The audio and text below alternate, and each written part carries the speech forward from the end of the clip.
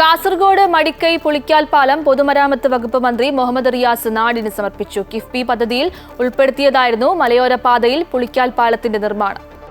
7.5 metre വീതിയിൽ carriage വേയും ഇരുഭാഗങ്ങളിലായി 1.5 metre വീതിയിൽ നടപ്പാതയും ഉൾപ്പെടെ 11 മീറ്റർ വീതിയാണ് പുളിക്കാൽ പാലത്തിനുള്ളത്. 25 മീറ്റർ നീളമുള്ള പാലം പരുത്തിപ്പള്ളി പുഴക്കു കുറുകെ ഒറ്റ സ്പാനിൽ പൈൽ ഫൗണ്ടേഷനോടുകൂടിയുള്ള T-ബീം സ്ലാബ് സ്ട്രക്ചറായാണ് നിർമ്മിച്ചിരിക്കുന്നത്. കിഫ്ബി പദ്ധതിയിൽ ഉൾപ്പെടുത്തി 7,27,00,000 രൂപ ചെലവിലാണ് പുതിയ പുളിക്കാൽ പാലം യാഥാർത്ഥ്യമാക്കിയത്. വൻ ജനാവലിയുടെ സാന്നിധ്യത്തിലായിരുന്നു മടിക്കൈ പുളിക്കാൽ പാലം പൊതുമരാമത്ത് മന്ത്രി മുഹമ്മദ് റിയാസ് നാടിന് സമർപ്പിച്ചത്. പാലം നിർമ്മാണത്തിനായി സ്ഥലം വിട്ടു നൽകിയ പ്രദേശത്തെ സ്വകാര്യ വ്യക്തികളെ മന്ത്രി പ്രശംസിച്ചു.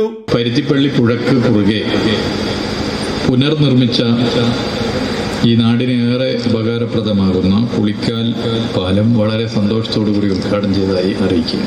പുതിയ പുളിക്കാൽ പാലം മലയോര മേഖലയിലെ യാത്രയ്ക്ക് ഏറെ സഹായകമാകും.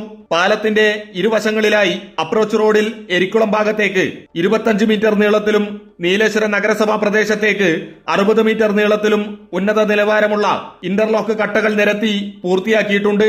കൂടാതെ BMC നിലവാരത്തിൽ റോഡും നിർമ്മിച്ചിട്ടുണ്ട്. അമൃത ന്യൂസ്, കാസർഗോഡ്.